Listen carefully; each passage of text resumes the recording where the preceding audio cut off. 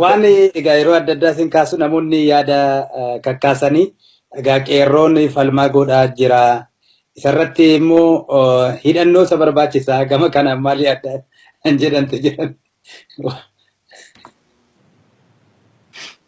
Dubbii qawwee miidiyaa hin haasayan. Kasaraan ofirraa deebifne abdiilee namni beektaa. Mudammaa qaatu biitaa afaan hin baasin. Abdiilee kasaraan ofirraa hin deebifne girnoofin ofirraa deebifne. Sami hin buune kunis. Kama alagaa baadhatee deemu sun kama adda addaatiin maal adda addaatiin maal adda namni keenya lafa hin jiru yeroo adda addaa haasofnee jirra namni keenya hiree argatee waa godhataa jira. Kuni tarsiimoo mataa isaa qaba waan haasayamu miti. Iccitiin tarafa akka qabamuu qabdu dhiiroo. Hiriiratii miti. Hiriiratii miti. Qabsoo nagaya osoo hin ta'in taan santu iccitiin qabamuu qaba. Kanaaf nam beeka uummanni keenya akka wanni jiru. Zabanni ittiin qawwee qabannee dheechiifnee maal goonu sun dabre sun. Amma yeroon talilmoo ta'anii seenanii arba ta'anii wayyaanee keessaa bayaniini. Akkas kan godhaa jirrus kan hojjetaa jirrus osoo nu tuffatan min abbaa taachii hamataallu. Yaadattanii abbaa wani Getaachoo san rabbi nafsa isaa amaaru Getaachoo Raddaa san.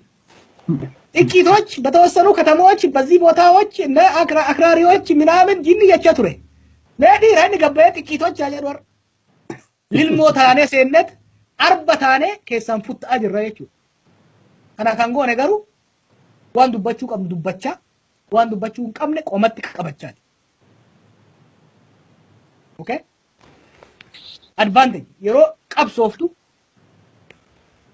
maaltu na baasa maaltu irra naa jira diinni maalin na caala bakka diinni jabaadha silmiin gaafa qotiyyoodha wayi nyaatti kottee isaa nyaattu bar kottee keessan bakka laaftu san seenti silmiin gogaa kana calliftee bakka aduun jiru kana nyaattu silmiin beektaa duyda sangaa nyaattu bobaa jala seenti miila jala seenti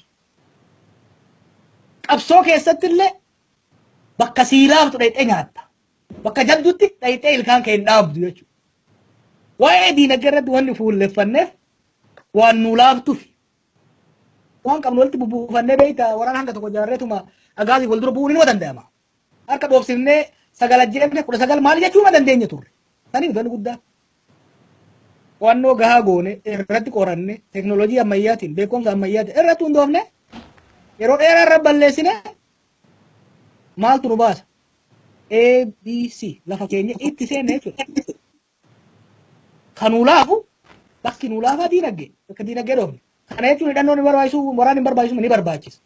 Poolisiin tuqinaa kan jennuuf maaliif jedhe bulayeen keenya waan ta'an qofaa miti waan amala nutti ta'an qofaa miti ufi qabaa wanni jennuuf waatu jira jechuudha kanuma.